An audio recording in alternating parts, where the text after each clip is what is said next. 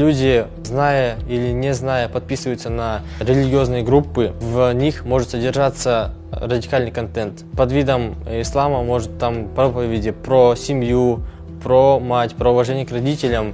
Вместе с этим может идти пропаганда религиозного экстремизма и терроризма. Нужно проверять свои подписки в соцсети, дабы не попасться под влияние деструктивных религиозных течений. У нас ведется профилактическая работа с подписчиками на религиозный групп, с пользователями соцсетей.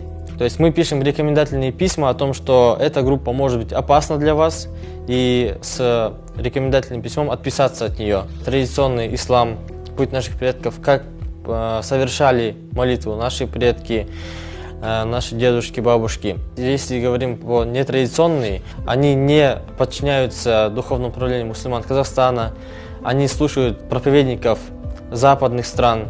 Для нашего государства самое важное – это целостность общества. Также наш пророк говорил, саллаллаху алейхи салям, что нужно быть терпимым друг к другу. Терпимость, толерантность – такие понятия, именно духовные качества, очень важны для человека в целом. Межэтническое, межконфессиональное согласие, да, для Казахстана очень важно.